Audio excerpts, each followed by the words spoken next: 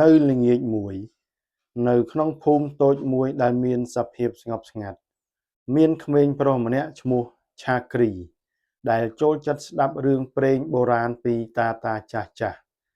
រាល់យប់ពេលភ្លើងចង្ក្រានកំពុងភ្លឺឡើងគាត់តែងអង្គុយជិតតាធំស្ដាប់រឿងអំពីវីរបុរសបិសាចព្រៃនិងអាថ៌កំបាំងដែលលាក់ខ្លួនក្រោមភ្នំនិងទន្លេរឿងដែលគាត់ចូលចិត្តជាងគេគឺរឿងត្បូងនាគរាជត្បូងដែលមានអំណាចដែលគេនិយាយថាអាចបំភ្លឺទីងងឹតការពារអ្នកសុចរិតនិងបង្ហាញផ្លូវដល់អ្នកដែលមានចិត្តក្លាហានតាធំប្រាប់ថាត្បូងនោះត្រូវបានលាក់នៅទីកន្លែងដែលគ្មាននរណាហ៊ានទៅជ្រោះជ្រៅក្នុងព្រៃអាប់ភ្នំថ្មខ្ពស់ខ្ពស់និងប្រាសាទបុរាណដែលមានរុក្ខជាតិគ្របដណ្ដប់មនុស្សជាច្រើនធ្លាប់ស្វែងរកប៉ុន្តែមិនមាននរណាត្រឡប់មកជាវាទេឆាគ្រីស្ដាប់ដោយភ្នែកភ្លឺចាំងចិត្តពោរពេញដោយក្តីសុបិនថ្ងៃមួយភូមិរបស់គាត់ប្រឈមនឹងគ្រោះរាំងស្ងួតយូរអង្វែងទឹកអូររីងស្ងួតដំណាំស្រែខូចខាតមនុស្សជាច្រើនបាត់បង់ក្តីសង្ឃឹមឆាគ្រីនឹកឃើញរឿងត្បូងនាគរាជហើយជឿថាប្រសិនបើគាត់អាចរកវាបានប្រហែលអាចជួយភូមិបានទោះនៅក្មេងគាត់មានចិត្តមុតមាំនិងស្មោះត្រង់គាត់ក៏បានសម្រេចចិត្តចេញដំណើរតែម្ដងមុនចេញដំណើរតាធំបានផ្ដល់ខ្សែក្រវ៉ាត់បុរាណមួយនិងផែនទីចាស់ស្រអាប់មើលមិនសូវឃើញដែលចងចាំតាធំប្រាប់កម្លាំងពិតមិនមែនមកពីអាវុធទេតែមកពីបេះដូងដែលមិនចុះចាញ់ឆាគ្រីដើរឆ្លងវាលស្រែស្ពានឈើនិងចូលទៅក្នុងព្រៃធំដែលពោរពេញដោយសំឡេងសត្វព្រៃពន្លឺថ្ងៃច្រាលតាមស្លឹកឈើបង្កើតជាលំនាំភ្លឺងងឹតលើដីគាត់មានការប្រុងប្រយ័ត្នសង្កេតជំហាននិងសម្គាល់សញ្ញាធម្មជាតិដូចដែលតាធំបង្រៀននៅចន្លោះផ្លូវគាត់បានជួបក្មេងស្រីម្នាក់ឈ្មោះលីណាអ្នកធ្វើដំណើរដូចគ្នានាងកំពុងស្វែងរករុក្ខជាតិឱសថដើម្បីជួយម្ដាយដែលឈឺពួកគេចែករំលែកអាហារនិងរឿងរ៉ាវហើយសម្រេចចិត្តធ្វើដំណើរជាមួយគ្នាមិត្តភាពកើតឡើងក្នុងពេលលំបាកពួកគេឆ្លងកាត់ទន្លេចរន្តលឿនដោយសង់ទូកតូចពីឈើហើយចូលទៅស្នាក់នៅក្នុងរូងភ្នំដើម្បីជៀសវាងព្យុះភ្លៀងនិងដោះស្រាយល្បែងបញ្ញាដែលឆ្លាក់លើថ្មបុរាណរាល់ឧបសគ្គធ្វើឲ្យពួកគេចេះសហការនិងជឿជាក់លើគ្នានៅជ្រោះអាប់ជ្រៅពួកគេបានជួបបុរសវ័យចំណាស់ម្នាក់ដែលគេហៅថាអ្នកថែផ្លូវគាត់សួរពួកគេអំពីគោលបំណងនៃការធ្វើដំណើរឆាគ្រីប្រាប់ដោយស្មោះថាគាត់ចង់ជួយអ្នកភូមិអ្នកថែផ្លូវញញឹមស្រាលៗហើយផ្ដល់តម្រុយមួយត្បូងនាគរាជមិនបង្ហាញខ្លួនចំពោះអ្នកដែលស្វែងរកអំណាចទេតែបង្ហាញផ្លូវដល់អ្នកស្វែងរកការការពារបន្តទៅមុខពួកគេឃើញប្រាសាទបុរាណលាក់ខ្លួនក្រោមរុក្ខជាតិជញ្ជាំងមានរូបចម្លាក់នាគវង់ជុំវិញព្រះច័ន្ទទ្វារធំត្រូវបិទជិតត្រូវការដោះស្រាយសញ្ញាបុរាណ3ដើម្បីបើកលីណាសង្កេតឃើញលំនាំផ្កាយលើដំបូលខណៈឆាគ្រី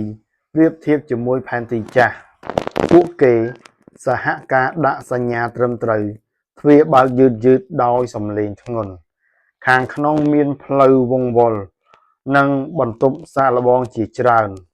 បន្ទប់កញ្ចក់បញ្ចាំងភាពភ័យខ្លាចបន្ទប់សំឡេងដែលបន្លំទិសដៅនិងស្ពានថ្មលើអណ្ដូងងងឹតពួកគេឆ្លងកាត់ដោយការជឿជាក់និងភាពស្ងប់ស្ងាត់នៅបន្ទប់កណ្ដាលមានបល្ល័ង្កថ្មនិងពន្លឺស្រាលបំភ្លឺត្បូងមួយដែលភ្លឺដូចភ្លើងផ្កាត្បូងនាគរាជប៉ុន្តែសំឡេងជ្រាលជ្រៅមួយលេចឡើងសួរពួកគេថាតើហេតុអ្វីស្វែងរកវាឆាគ្រីឆ្លើយថាមិនមែនដើម្បីកិត្តិយសឬអំណាចទេតែដើម្បីជួយមនុស្សដែលកំពុងលំបាក លីណាបន្ថែមថាកម្លាំងពិតគឺការចែករំលែកពន្លឺត្បូងភ្លឺខ្លាំងឡើងហើយអណ្ដែតចុះមកកាន់ដៃអារិយាប្រាសាទចាប់ផ្ដើមភ្លឺដូចព្រឹកព្រលឹមផ្លូវត្រឡប់បើកចំហពេលពួកគេត្រឡប់ដល់ភូមិវិញមេឃចាប់ផ្ដើមមានពពកភ្លៀងទឹកធ្លាក់ស្រាលលើដីមនុស្សភូមិសប្បាយរីករាយឆាគ្រីមិនអួតអាងទេគាត់គ្រាន់តែដឹងថាការធ្វើដំណើរនេះបានបង្រៀនអ្វីសំខាន់ភាពក្លាហានមិត្តភាពនិងចិត្តដែលគិតដល់អ្នកដទៃត្បូងនាគរាជត្រូវបានរក្សាទុកក្នុងសាលាភូមិជាសញ្ញានៃសេចក្តីសង្ឃឹមឆាគ្រីនិងលីណាបន្តសុបិននិងរៀនអ្វីថ្មីព្រោះពួកគេដឹងថាពិភពលោកធំទូលាយនៅមានអាចកំបាំងជាច្រើនរងចាំអ្នកដែលហ៊ានដើរទៅរកវាបន្ទាប់ពីភូមិបានទទួលត្បូងនាគរាជរួចហើយក្តីសង្ឃឹមបានត្រឡប់មកវិញឆាគ្រីគិតថាដំណើររបស់ខ្លួនបានបញ្ចប់ហើយប៉ុន្តែត្បូងនាគរាជដែលរក្សាទុកក្នុងសាលាភូមិកំពុងបញ្ចេញពន្លឺស្រាលៗរៀងរាល់យប់ដូចជាកំពុងផ្ញើសារពន្លឺនោះមិនភ្លឺខ្លាំងទេតែវាភ្លឺលោតតាមចង្វាក់បេះដូងឆាគ្រីនិងលីណាសង្កេតឃើញដូចគ្នាហើយពួកគេចាប់ផ្ដើមមានអារម្មណ៍ថាត្បូងមិនមែនគ្រាន់តែជាវត្ថុអំណាចទេប៉ុន្តែជាគន្លឹះទៅកាន់អាចកំបាំងធំជាងនេះយប់មួយពេលមេឃស្រឡះនិងផ្កាយភ្លឺពេញមេឃពន្លឺត្បូងបានបញ្ចេញខ្សែពន្លឺស្ដើងមួយឡើងទៅលើមេឃហើយបែកចេញជាលំនាំផ្កាយចម្លែកតាធំដែលធ្លាប់និទានរឿងបុរាណមើលឃើញហើយនិយាយថានេះគឺសញ្ញានៃការហៅដែលមានន័យថាតុល្យភាពរវាងធម្មជាតិនិងអំណាចបុរាណកំពុងរអិលចេញពីគន្លងព្រឹកបន្ទាប់ឆាគ្រីលីណានិងតាធំបានពិនិត្យផែនទីចាស់ម្ដងទៀតលើគែមផែនទីមានសញ្ញាដែលមិនធ្លាប់សង្កេតឃើញពីមុនរង្វង់3តភ្ជាប់គ្នាតំណាងឲ្យភ្នំទន្លេនិងមេឃតាធំបកស្រាយថាត្បូងនាគរាជគ្រាន់តែជាផ្នែកមួយនៃ3សិលាអំណាចដែលត្រូវបានរួមបញ្ចូលគ្នាដើម្បីរក្សាតុល្យភាពពិភពលោកប្រសិនបើផ្នែកផ្សេងទៀតភ្ញាក់ឡើងដោយខុសបំណងអាចនាំមកនូវភាពចលាចលដ៏ធំដោយមិនស្ទាក់ស្ទើរឆាគ្រីនិងលីណាសម្រេចចិត្តចេញដំណើរម្ដងទៀតលើកនេះពួកគេមិនត្រឹមតែស្វែងរកទេប៉ុន្តែត្រូវការពារតាធំផ្ដល់កូនកាបូបស្បែកមួយសម្រាប់ដាក់ត្បូងនិងបង្រៀនពួកគេអំពីការស្ដាប់សំឡេងធម្មជាតិសំឡេងខ្យល់ទឹកនិងដីដែលអាចណែនាំផ្លូវដល់អ្នកមានចិត្តស្ងប់ស្ងាត់ដំណើរថ្មីនាំពួកគេទៅទិសភ្នំខ្ពស់ដែលព័ទ្ធជុំវិញដោយពពកអាប់ផ្លូវឡើងភ្នំពិបាកនិងរអិល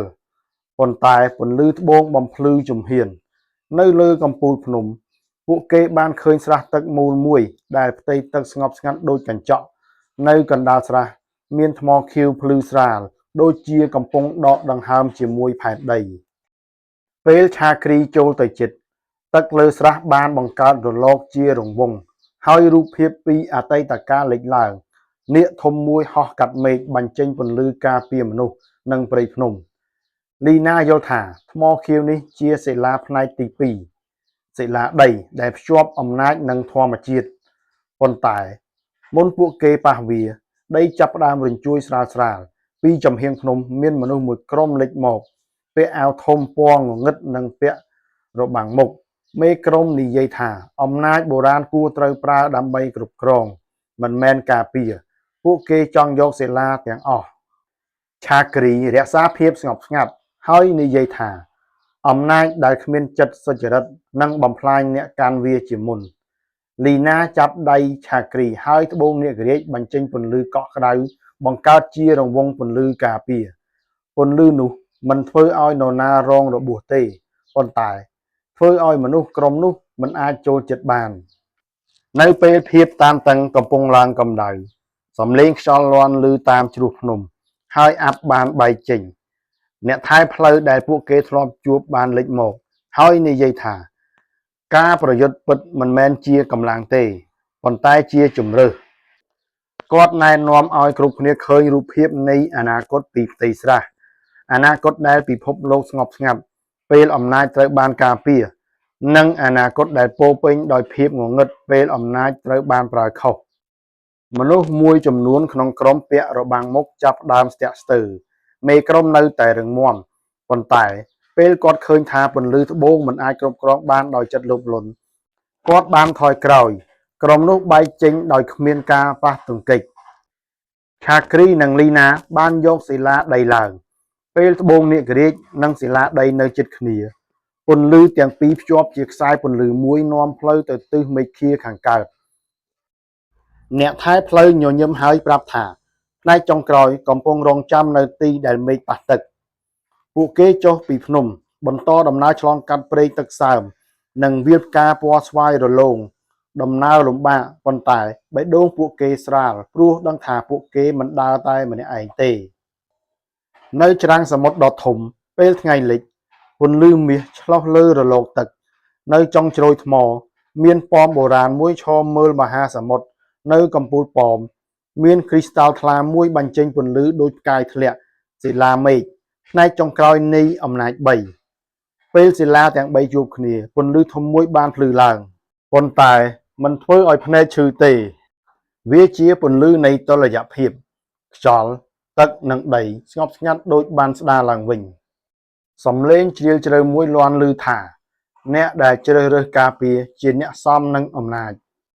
ឆាគ្រីនិងលីណាមិនយកអំណាចនោះជាកម្មសិទ្ធិខ្លួនទេពួកគេសម្រេចឲ្យសិលាទាំង3ស្ថិតនៅទីកន្លែងដើមដើម្បីការពារពិភពលោកពន្លឺស្រាលមួយបានភ្ជាប់បេះដូងពួកគេជាមួយធម្មជាតិអំណោយដែលមើលមិនឃើញប៉ុន្តែមានអត្ថន័យពេលត្រឡប់មកភូមិពួកគេនាំមកតែរឿងរ៉ាវបទពិសោធន៍និងសេចក្តីសង្ឃឹមមនុស្សភូមិស្វាគមន៍ដោយស្នាមញញឹមឆាគ្រីមើលមេឃយប់ដែលពោរពេញដោយផ្កាយហើយដឹងថាដំណើរផ្សងព្រេងពិតមិនមែនគ្រាន់តែស្វែងរកអ្វីមួយទេប៉ុន្តែជាការស្វែងរកខ្លួនឯងនិងការការពារអ្វីដែលសំខាន់ហើយចាប់ពីថ្ងៃនោះរឿងដំណើរស្វែងរកត្បូងនាគរាជនិងសិលាអំណាច3បានក្លាយជារឿងនិទានដែលបំភ្លឺបេះដូងក្មេងៗជំនាន់ក្រោយឲ្យហ៊ានសុបិនហ៊ានធ្វើល្អនិងហ៊ានដើរតាមផ្លូវនៃពន្លឺ